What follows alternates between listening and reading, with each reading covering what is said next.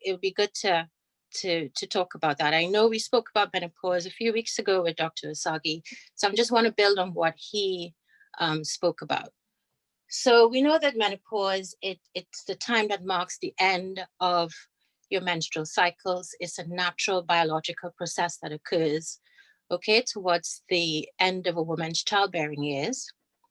And the average age of that is around 51 years of age. But before then, you get a lot of menstrual irregularities, okay?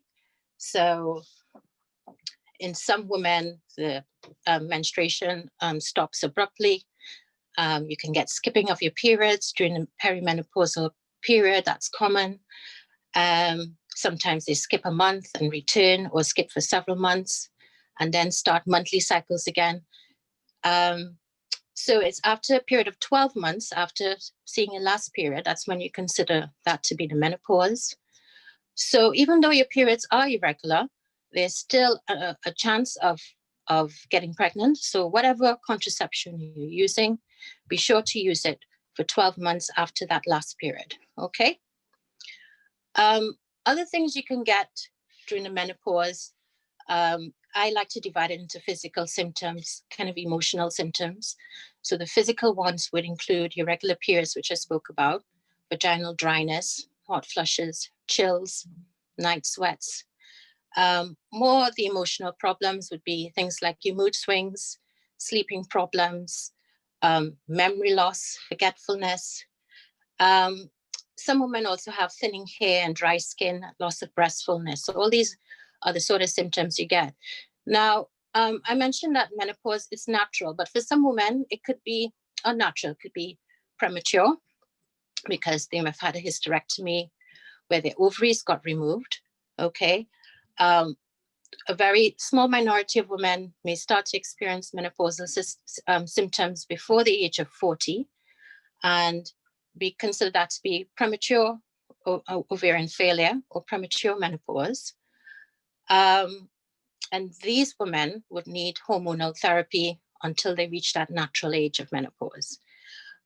Some women have to undergo chemotherapy or radiotherapy, and they can go into a menopausal period for a time, and then it could restart again when all that's finished. So there are different reasons for going into menopause, but basically it means your ovaries have shut down, the estrogen is no longer being produced, and you can get symptoms from that. Okay. So a lot of women can experience kind of things like disrupted sleep, lower energy, and as I mentioned, forgetfulness. So these are things that you can just be aware of. It doesn't happen to all women, but it can happen. If you feel that you're going through symptoms that you just don't understand or you're not coping well with, that's the time to see a doctor and speak to him about the various options involved in helping to control those symptoms, okay? So during this time as well, it's important that you continue to see a doctor for smears, mammograms, blood tests. If you have high blood pressure, it's important that you carry on with your doctor visits during that time because remember your estrogen is no longer being produced. Your estrogen is important to maintain your heart health, okay, your cardiovascular health. And if those levels fall, well, then you're more at risk of having heart problems, cardiovascular problems. And if you've got hypertension on top of that, that could even be more risky. So it's important to have all these things under control, okay? So the complications of having low estrogen levels, as mentioned, cardiovascular risk. So it's important to get your regular exercise, eat your healthy diet, and maintain a normal weight, control your cholesterol levels if they're raised, control your high blood pressure if that's a problem. There's a risk of osteoporosis, which is basically brittle bones, okay? There's a higher increased risk of women getting fractures if they have a fall. So those are commonly in the wrist, in the hip, and in the spine. So again, it's important to prevent that. Remember to be taking your calcium and vitamin D to help your bones to maintain normal calcium levels. Another problem that can come about with the menopause is urinary incontinence. Basically, it's when you have a weak bladder, you pass urine involuntarily, and it's because the vagina, the urethra, which is a little tube leading from the bladder that you wee from, that could lose its elasticity. And you can get frequent, sometimes sudden urges to urinate, and sometimes you can leak. Okay, some women get more water infections around that time as well. So again, that's linked to the pelvic floor problems that is associated around menopause. So we'll talk more about that a little bit later on. Okay. Because of that vaginal dryness, as I mentioned, some women can get sexual dysfunction where intercourse is painful and uncomfortable. Some women get a loss of that libido, that sexual desire. Again, it's because of your low estrogen levels. And in cases like that, sometimes a moisturizer, vaginal wall moisturizer would help, KY jelly or something called Risplens. Again, these are things you can talk to your GP about. Sometimes in the form of a vaginal cream or ring, you can have estrogen just inserted into that area just to help with those symptoms as you're going through those symptoms. Again, women can experience a bit of weight gain because their metabolism slows down. So how do we diagnose this? Well, as we mentioned, it's usually from your signs and symptoms that you get. You can have this diagnosis. You don't necessarily need blood tests, but some doctors will want to do blood tests depending on how you present at the time, okay? So what's the treatment? Well, there's no treatment for the menopause. It will come, all right? But the treatments that are given are to help alleviate the symptoms and prevent or manage these chronic conditions. Okay, so as I mentioned, you have your lifestyle changes, your exercise, and relaxation techniques, women going through hot flushes. Sometimes caffeine can trigger off a hot flush. So it's important to cut back down on your caffeine intake.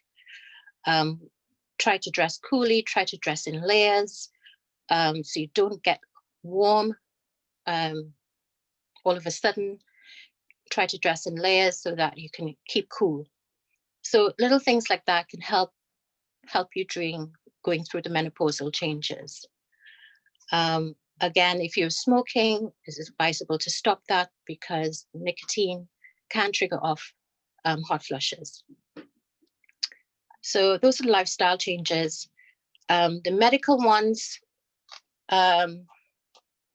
would be things like, first of all, let's talk about alternative medicine first, because I know a lot of people want to go for the alternative medicine rather than going straight for tablets or medicines or estrogen supplements. So the alternative medicine will include like your phytoestrogens, so that's estrogens found in plants. The one that we're used to is the yam. Yam has a lot of natural estrogens in it, okay? They have herbal remedies such as black cohosh, red clover, kava. These are all herbal remedies that you can obtain from your herbal store. The black cohosh, however, is not advisable if you've got raised blood pressure. So if you decide to take any herbal remedies, please check it first with your GP, because some of them are not always advisable. There's some evidence for evening primrose oil. Okay, so evening primrose oil, you can try that. That could help with your hot flushes, although the evidence isn't great, but it can help. So you can try that. So those are your kind of alternative medical things you can try. Hormonal therapy would include your estrogen, your hormone replacement therapy. This can come in different forms, the tablets, patches, a cream, the estrogen ring, okay?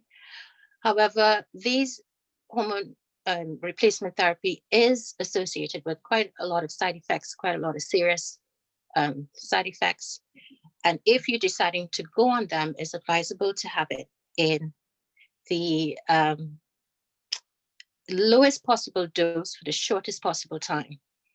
So you try not to take it for at least more than 5 years. Someone just popped up sage as one of the alternative treatments, and yes, sage is one of those that you can use for alternative treatment of your menopausal symptoms. Okay. So the risk with HRT, there is a risk after a period of 5 years of an increase in breast cancer rates. So that's why we're very cautious to use it in women that have had a history of breast cancer. It's contraindicated, we don't use it, okay? Women that have high blood pressure, we use it with caution. We advise really not to use it. Women that have had blood clots previously, or they've had a history, family history of serious blood clots, we advise not to use it. If you've got fibroids and endometriosis, we consider that to be like a relative contraindication. So meaning that you can have worsening of your symptoms if you take HRT and you have those conditions as well. So as I said, it's important to have that initial chat with your GP before starting the HRT. Usually though, you can, if you wanted to start HRT, perhaps it's best trying the patches first, because it involves it being going through your digestive system, going into your liver, so it avoids that. So it's best to start with a patch first, so you can ask them about the patch. Okay, so we spoke a little bit about HRT. So there's some other drugs as well that are not hormonal that can help with the hot flush symptoms. So that could be quite tricky. Some of these tablets can have some serious side effects. So if you're going for that, then again, you need to speak to your GP about how well you can tolerate certain side effects, and try it for a short period of time. If it's not working for you, you should stop. So these are the treatments for the menopausal symptoms, and I'm sure there'll be a lot of questions coming in about that. But before we do that, I just want to go quickly into the pelvic floor dysfunction and what that's all about. So the pelvic floor are structures such as the muscles, the tissues, the ligaments that support the organs, the female reproductive organs, the womb, the cervix, the vagina. So this group of muscles help support that. So sometimes with time, as you age, this pelvic floor can weaken. Some health issues can cause increased pressure in the abdomen, such as a chronic cough. That can also cause the pelvic floor to weaken. Pregnancy, if you have trauma during delivery, or if you have an operative vaginal delivery like a forceps, that can sometimes weaken the pelvic floor. If you have many deliveries as well, multiple deliveries, and large babies. So all these factors can lead to weakening of your pelvic floor, plus going through the menopause, you don't have that estrogen to support the tissue surrounding your womb and the uterus and the cervix. So during that time, sometimes you can have incontinence of the urine because of the weakness of the muscles supporting the neck of the bladder. Okay, sometimes you can get a bulge through the vagina, from the rectum bulging through to the vagina, and the bladder as well bulging through the vaginal walls because of the weakness, again, of those surrounding tissues. Okay.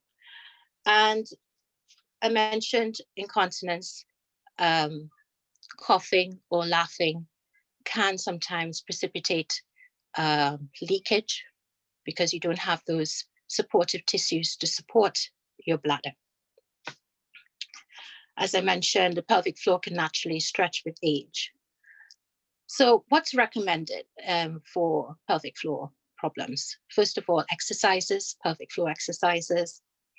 When women are pregnant, even afterwards, we advise women to do these pelvic floor exercises, because that can help not just with pregnancy and delivery and birth of their children, but afterwards as well. Even when you present in your 50s or your 60s with these urinary incontinence problems or prolapse, we also advise women to, if you haven't been doing a pelvic floor exercises, to start doing them, because it can really lead to significant improvement in these symptoms. If you have a prolapse or a bulging down of the vaginal wall, okay, there is solutions for that. There are solutions such as a pessary. So if you talk to your doctor, they may decide to then refer you to a gynecologist to talk about that in more detail. So the pessary can sometimes come in the shape of a ring that's inserted inside to help support the vaginal walls and support the neck of the womb as well. Some women may need some laxatives to help open their bowels, because pelvic floor dysfunction can also cause spasm of the muscles controlling the rectum, and some women can actually experience pain from that as well. So sometimes laxatives, pain relief, can help with that. The last resort for prolapse would be surgery. So if the ring pessary isn't working for you, well, that would be the kind of last resort for that. So those are the concerns in a nutshell, and I'll just like to open up the floor for any questions.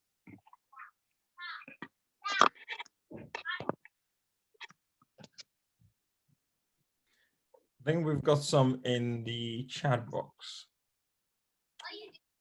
I think there was some clarification around calcium or vitamin D.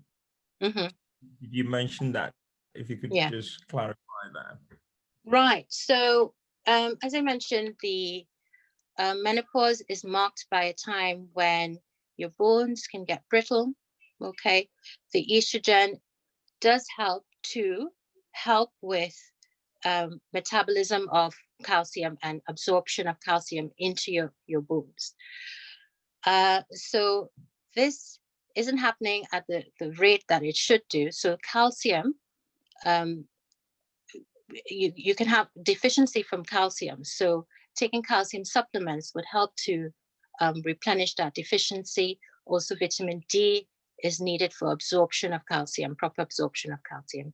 So it's important to be taking your vitamins, calcium and vitamin D supplements together. In fact, you won't find many calcium supplements without the vitamin D in it. And as you know, we get vitamin D from sun. We don't get a lot of sun in the UK. So a lot of women are vitamin D deficient. So even before the menopause years come on, it's important to start taking your vitamin D so you're not vitamin D deficient. Thanks, Doc. There is another one about when fibroids have been removed, does that limit the risk? The risk of menopause? No. The fibroids are due to don't involve your levels of estrogen. So the estrogen produced by women is mostly produced in the ovaries. So at the time of menopause, your ovaries are shut down. So that supply of estrogen diminishes rapidly. In fact, the fibroids actually are stimulated by estrogen. So as a woman approaches menopause, those fibroids actually should start growing less. And if they have been removed, then that won't affect your menopausal symptoms. It won't have any effect at all. Thanks, Doc. And then there's one about metabolism. How can we improve upon this and reverse weight gain during menopause? Well, that's a really good question. And it's also weight loss and weight gain. It's a huge market out there for that. The only thing that we can really do, truly, we can't really take any supplements or drugs to actually increase our metabolism. What we have to do is to increase it by increasing our expenditure of energy, basically exercising, okay? Exercising not only burns calories, but it increases your endorphin levels. Those are the feel-good hormones in your body that you get when you exercise. So you get that benefit as well. If you're exercising outdoors and it's sunny, you get some vitamin D. So exercise is the key to increasing your metabolism. And of course, you're eating less carbohydrates, eating more protein. And by doing that, hopefully you'll be burning more calories and thereby increasing your metabolism. So it's all to do with diet and exercise. The importance of diet and exercise can't be stressed enough, especially during these years. Thanks, Doc. If you want to ask any question, you can raise your hands and I'll call you. Other than that, you can put it in the chat box. So there's another question about, would you consider star flower oil as an alternative? I have heard of star flower oil. Whether it is whether there's evidence for it, whether the data on it shows that it actually helps to relieve symptoms of menopause, such as the hot flushes and the night sweats, which are the most troubling of symptoms. I don't know. Quite a lot of these alternative medical treatments haven't been properly researched, and they haven't been gone through the rigors of like a clinical trial or anything like that. So there isn't a lot of data from that. But again, I would suggest, if you want to start something like that, you would have to just read up a bit more about it, because there are going to be a lot of supplements out there that will claim to help menopausal symptoms. I haven't really come about star flower oil in my reading and my research. I have heard about evening primrose oil as one of those oils that can help with menopausal symptoms. So star flower oil, I'm not entirely sure about that. Thanks, Doc. You mentioned surgery as a last resort for, pelvic floor dysfunction. Will this be the mesh surgery that's been in the news this week?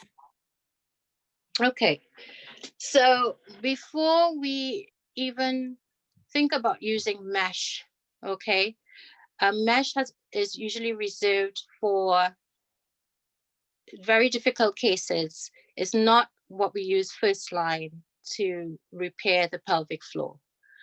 And surgery to help with prolapse in particular, that's the kind of dysfunction that I'm talking about, where the actual womb can drop down, or the muscles of the bladder or the rectum falling down into the vagina.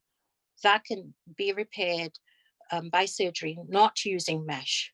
So mesh, as far as I know, is not being used routinely for surgery. Okay, if it's going to be used, it be used by the larger centers as a measure of research. So they're still researching on the use of mesh. As you know, there have been problems with mesh migrating into places that it shouldn't and causing long-term side effects. So mesh is not the first line treatment use. The use of mesh in surgery is not first line. Thanks, Doc. Please, when Doc answers your question and you want to come back, happy for you to raise your hand. I'll call you, or put it in a follow-on question in the chat box. So another question: does it mean pregnancy can never happen for menopausal women? No, it can. It's very uncommon, but it's possible. So when your periods are your periods are skipping a month or 2 months or 3, and then they restart again, it means that your hormone levels have risen again. So the periods have to do with the fact that you're still having hormonal levels there. So with the menopause, hormone levels fluctuate. So 1 month they could be normal, another month they could be very low. And that's the whole point of the perimenopausal period, so approaching the menopause. And even a year after that last period, there's still a possibility of pregnancy. So your contraception, whether it's the mini pill you're on or whether it's condoms you're using, you still need to be using that regularly, because you don't know when that period is going to return after a few months of not being there. So it's very important that you stick to your contraception during this time. So 12 months after your last period, that's when we recommend that you can stop using your contraception. And if you carry on having periods into your early 50s, we recommend carrying on your contraception until the age of 55. So even up to 55. So it's important to keep on with your contraception. Thanks, Doc. There is another one. So is menopause fibroids, does that lead to cervix cancer? That's the question that's been posted. Okay, so that's a good question to iron out all these different problems affecting the Black community, affecting women. So menopause, fibroids, cervical cancer, all 3 different things, okay? And they have different ways of presenting. So the menopause, as we went through, is a period of time when your hormones are on a decline, in particular your estrogen levels. So if you've got fibroids as well, fibroids need estrogen in order to get bigger, in order to grow. So if you're having less estrogen, then these fibroids should actually shrink in size. Okay. Cervical cancer is a total different problem altogether. So that's why it's important to be doing your cervical screening from the time they start, which is in this country, 25 years of age. We start doing screening tests for cervical cancer. So the best thing, really, if there's a good thing about cervical cancer, is that if you are doing your regular screening tests, then we can detect cervical cancer very, very early. So there's a 10-year lapse between having abnormal cells in cancer and actually presenting with the actual cancer cells, okay? And presenting with the symptoms of cervical cancer.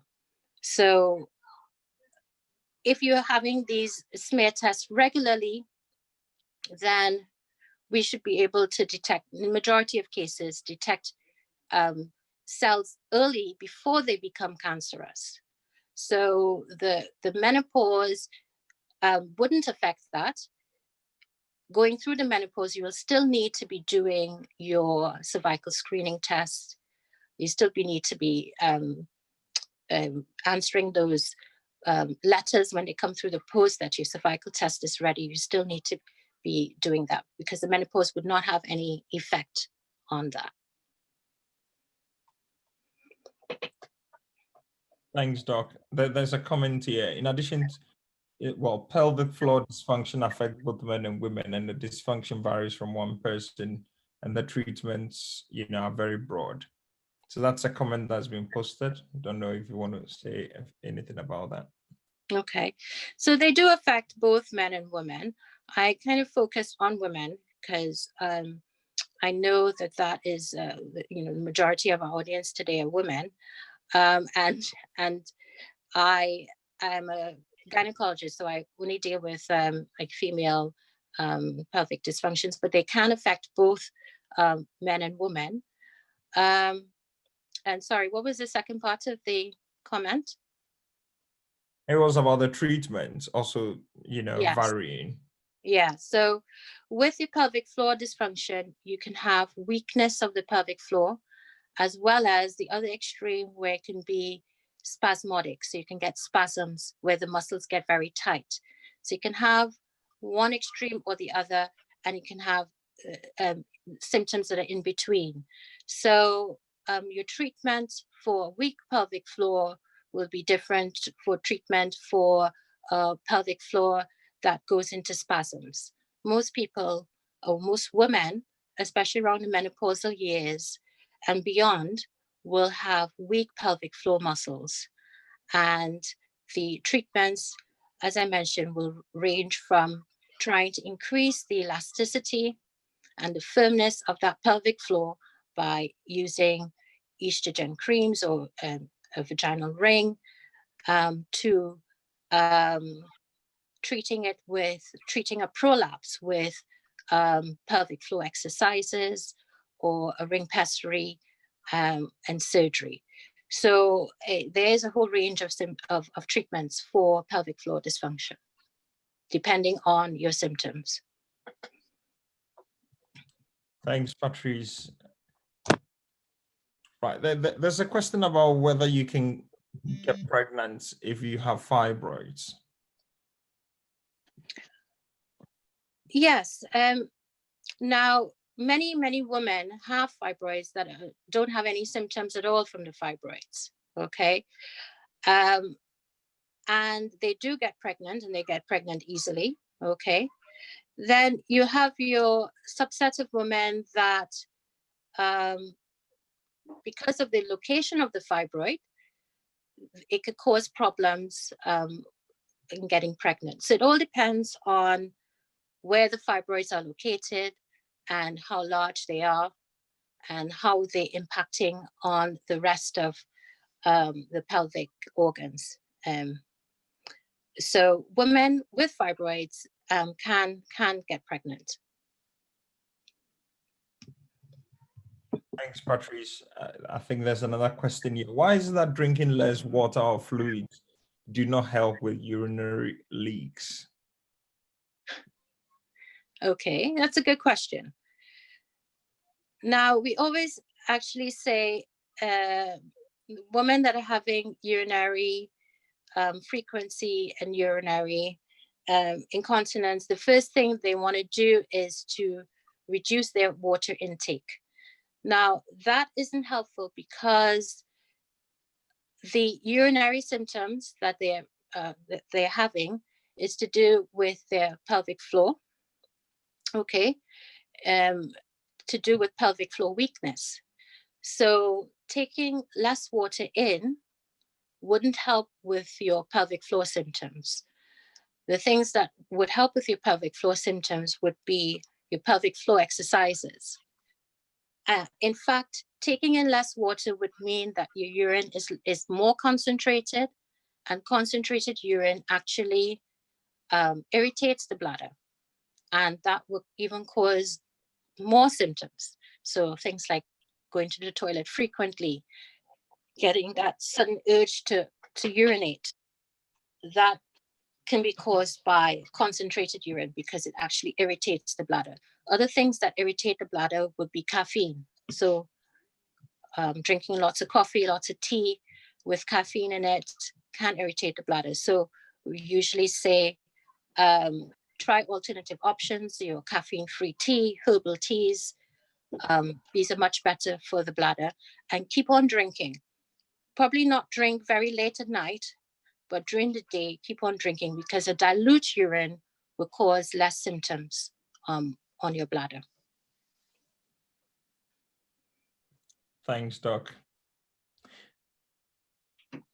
Is there any preventative measures for, fibroids? How can people avoid that? Well, that is a very good question as well. Fibroids are purely genetic. They're also more common in the Black race more than any other race. Okay, so there's very little you can do about that.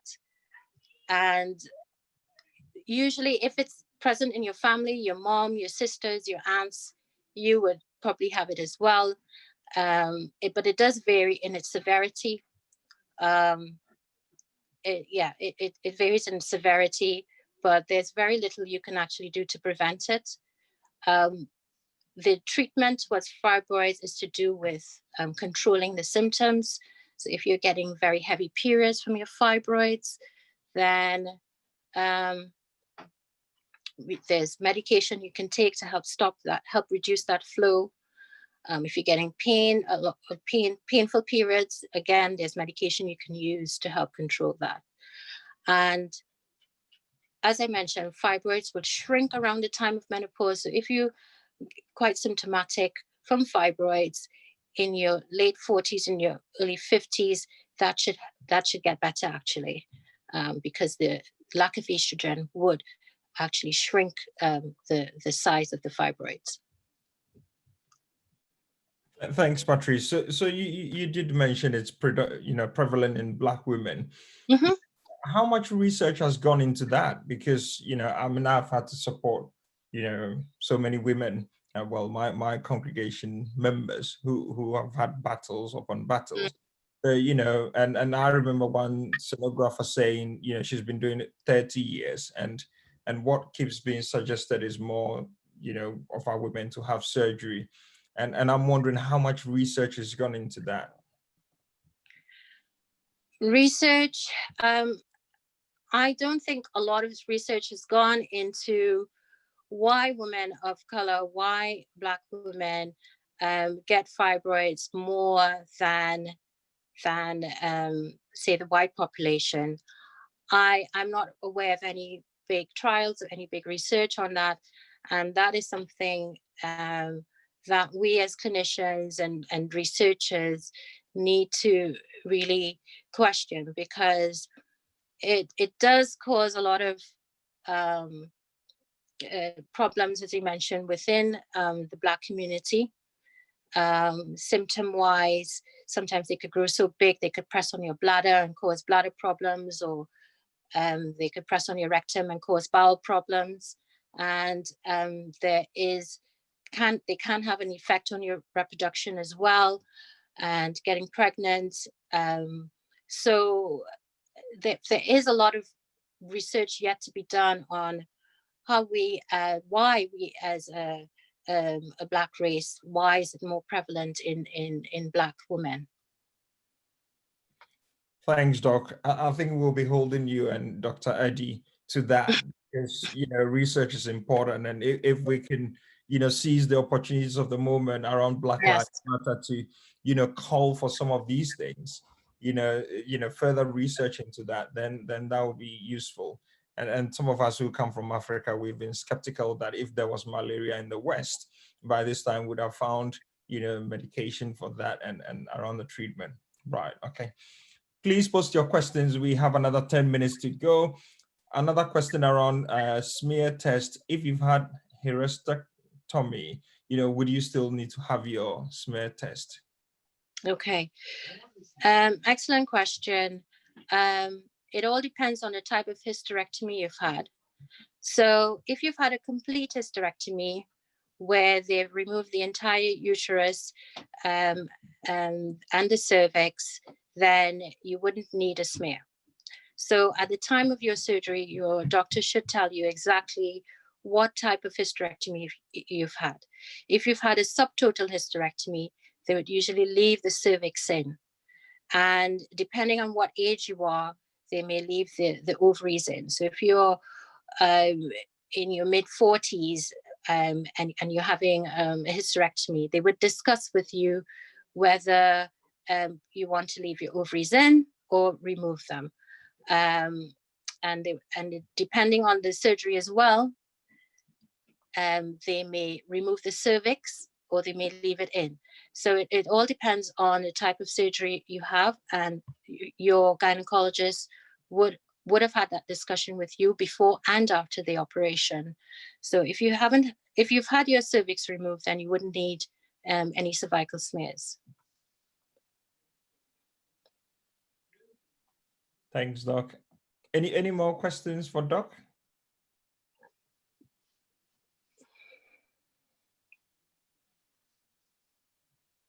Right. Could you touch a bit on, period pain? And Okay. I mean, I know my daughters had to have, miss school a few times, and I'm just wondering, what's the prevention? Is it, get nearer to the time, stop the sweets, or what?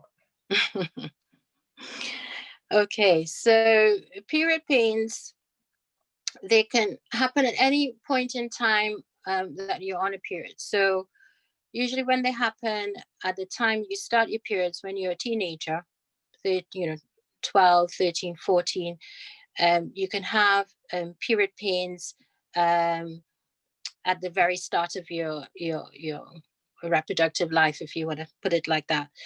And they're basically caused by the womb. The womb could be contracting to expel the blood. So that's one method of it happening. Second reason is that your womb produces substances that the body interprets as pain when it starts bleeding. So that's what we call primary causes of painful periods. Sometimes later on in a woman's life, she can get painful periods, and it could be due to conditions like fibroids and what's called endometriosis, where the lining of the womb, it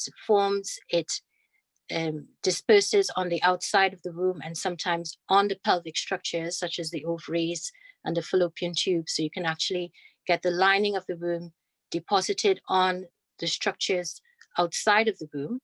So that is abnormal. But it's a condition called endometriosis, and that can also cause painful periods. Okay. Usually those periods, they get painful just before the actual bleeding starts, and they can carry on, and it will stop after the bleeding. So the important thing to note about periods is that you start taking your pain relief before the actual bleeding starts. And some women, they know when they're about to have a period. Sometimes their periods are regular, so they mark on their calendar when they're about to start a period. Sometimes they can feel a bit of pain, a bit of achiness before the bleeding starts. So it's important to start taking your pain relief, whether it's paracetamol, ibuprofen, before the actual bleeding starts, and that would help with your period pains. So if you think that it's becoming unbearable, if you think it's getting worse, if you think there's a change in your symptoms, it's important you speak to your GP. And depending on whether they can help you or not, they would then refer you to a gynecologist for more investigations and more tests. But Okay. yeah. A question from Abigail. Could you unmute yourself and ask your question? Hello, thank you, Patrice.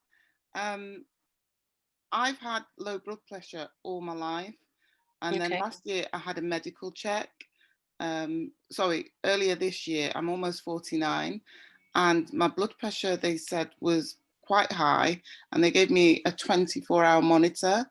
Now, at the highest point, it recorded at 230 on the top level.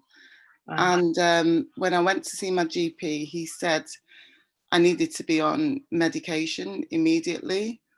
I did take it for a short time, but then I stopped, and I've been bringing it down gradually through diet and some exercise, probably not enough. But I'm just wondering why it would have gone so high. Would that be due purely to menopause? Because every other time I've been tested, my blood pressure, I think even the summer before, I had my cholesterol level tested, my blood pressure, by someone within the NHS at a fair, at a health fair, and they said they were all really, really good, and then it shot up so high. Could that be due simply to menopause? Okay, so at menopause, as I mentioned, your estrogen levels are on the decline, and your estrogen levels are what's important for healthy cardiovascular health. So that includes your blood pressure, as well as your arteries, your veins, and how well it functions. Okay, so it could be related to the fact that you're going through the menopause, or you've gone through it. It could be related to your low estrogen levels. So that's why I mentioned that if you've got high blood pressure, then you've got to get that under control during your menopausal years. It's important and crucial that you get that under control during these years, because these are the years where you're at higher risk of these problems. So if your blood pressure is that high, though, you know, that is a reason for putting you on medication. But if you're not taking it, it's important that you are checking it regularly. I've got a monitor at home, and I mean, the lowest level I brought it down to is 120 over 70. It sort of averages around the 140 mark at the top, and between 80 and 90 at the bottom now. But it was averaging around, say, 160, 170 a few months ago. So I think I've done well to bring it down. I just don't want to be stuck on medication for life for high blood pressure. I just wanted to see whether there was something I could do myself naturally instead of taking that route. I mean, you are doing very well if you have brought it down with diet and exercise to that kind of level. But the thing is that blood pressure can fluctuate during the day. So even just being on a low dose of, you may not need to be on high doses of antihypertensives medication to control your blood pressure.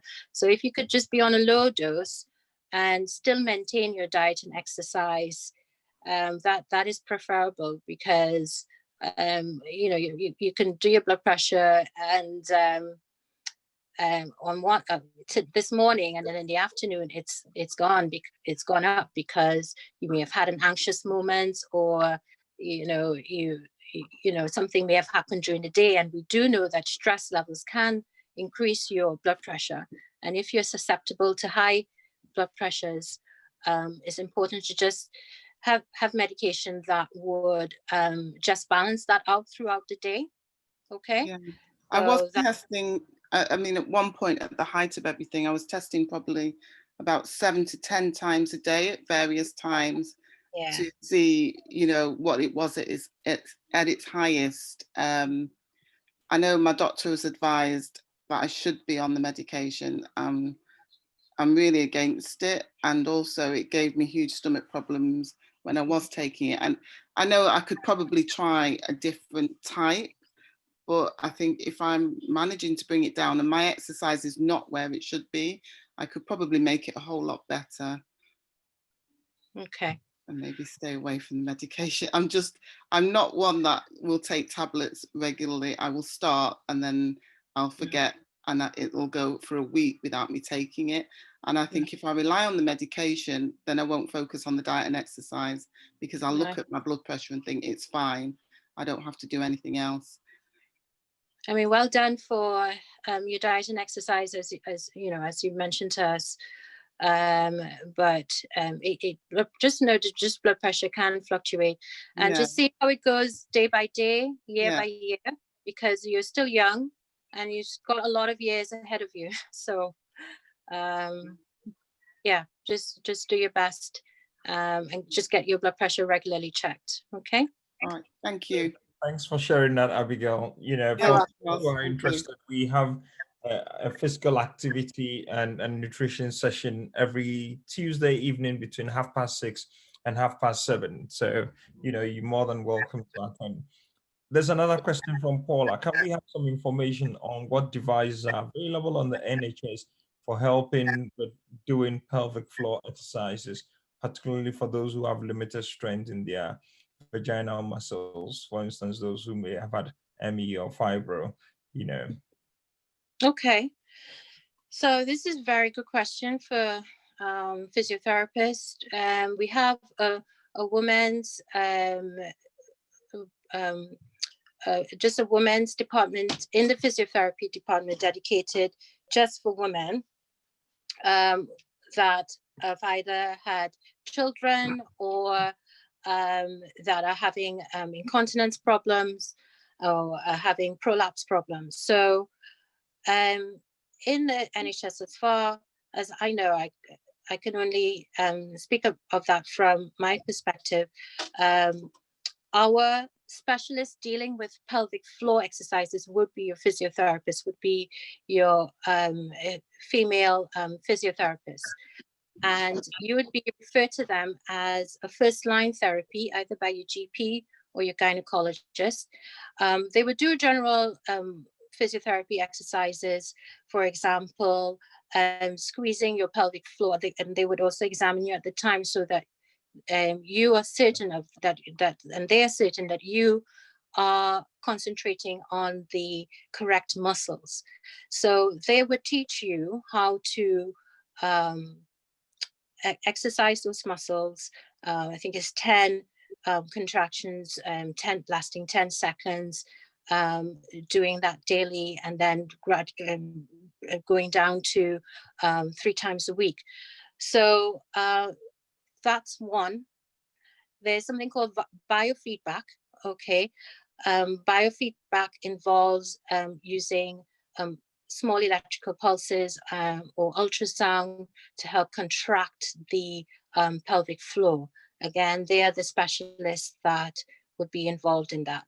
Okay. And if there are any others, they would be the best people to say that. But those are the 2 things that I know. Using the pelvic floor exercises, some physiotherapists would use like small weights within the vagina, and they would teach you how to use that to help strengthen your pelvic floor. So they are devices that can be used to teach women how to do them correctly, and to help to aid women who have had a weak pelvic floor, how to make that stronger.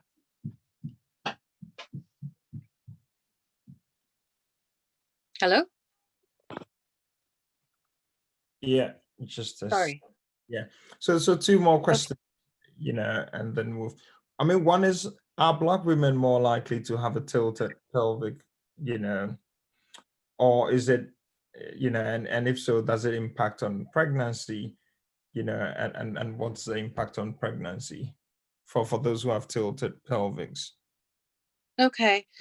So I'm assuming that the person that asked this me is not a tilted womb, but the bony pelvis is tilted.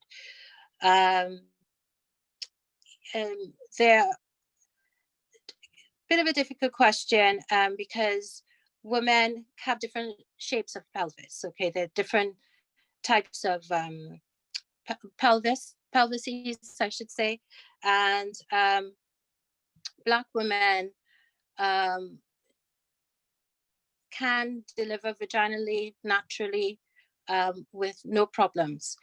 Some women, again, can have a very rough time in pregnancy and have what's called pelvic dysfunction. But I can't say for certain that Black women in particular have a particular shaped pelvis and they wouldn't deliver naturally, or they would find pregnancy difficult. As far as the shape of the womb is concerned, women of either race can have a backward tilted womb or frontward tilted womb. It wouldn't have any significance in delivery or pregnancy. That shouldn't come into play when you're getting pregnant or carrying a pregnancy, the tilt of your womb. Thanks, Doc. So someone is saying, since you said, fibroids are prevalent in Black women, how would you know if you have it? Again, there are a lot of Black women that have fibroids that don't necessarily know they have fibroids because they don't have any symptoms from fibroids. So you would know if it's a problem if you're getting symptoms from it. Symptoms would be heavy periods or painful periods, or some women get symptoms where the fibroid has gone to a big size, it's starting to press on their bladder or is pressing on their rectum, and they're having problems passing urine or opening their bowels. So from your symptoms, then you would seek help via your GP or your gynecologist, and they would arrange an ultrasound scan for you. Well, before arranging a scan for you, they would examine you. And in some women, you can actually feel the fibroids. If they're quite big enough, you can actually feel firm kind of swelling in the abdomen. But to confirm that suspicion, you would have an ultrasound scan. So most times it's diagnosed by ultrasound scan. But if it's very small, if it's not causing any symptoms, well, then it doesn't need treatment, because fibroids, as we know, are benign. They're not cancerous. They're not malignant. They're benign. Thanks, Dr. Patrice. Any closing words or reflections from yourself? I'd just like to say I really took on board what you said, Sir Charles, about more investigations, more research needing to be done about fibroids. I think we as clinicians just accept, it's normal in Black people, it's more common in the Black race. And for many, many years, we have just been getting on with things. But we need to question things more in our minds and kind of think through things and do a little bit more, call for more research into problems affecting the Black race, because we know it just doesn't have implications for us here in the UK, but for people in Africa and in the Caribbean, globally. So it is important that we take this further into doing more research.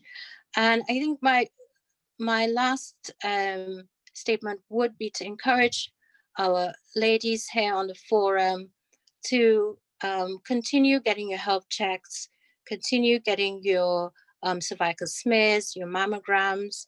Do remember that in the UK, it's part of the NHS, it's not a cost to yourselves. So do try to get these investigations done. Thanks, Doc. Thanks everyone for taking time out this morning. Like I mentioned, this is available on YouTube at the moment.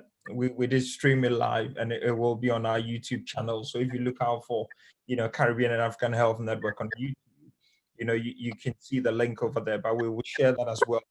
Next week, I'm delighted to say we will be looking at, bones and everything orthopedic. And, Hilaria, many of you know her on our forum, her husband, who is Mr. Asumu, is a consultant in trauma and orthopedic surgery at Penine. And he has been that for 20 years. He will be with us next week, Saturday, so please make time to be there. And also we will be having our real information session this evening between 6:30 and 8 o'clock. And for those of you who want to get more active, and we should all be thinking of physical activity and nutrition, on Tuesday, between 6:30 and 7:30, we will be, back on Zoom for Doretta and Hiba to take us through that. But I'm sure all of you will join me in saying massive thanks to Dr. Patrice Arthur for giving up her time this morning. And I'm sure we will be having you back again. So Patrice, we're really grateful, and we will be following up, with the research bit. Yes. Thanks a lot, Charles. Thank you very much. Okay. So thanks everyone. I enjoy your weekend. You can unmute and say thanks and wave and bye and all that. and we'll see you soon. Thank you. Yeah, thank you. Bye. Bye. Yeah. Thank you. Bye. Bye.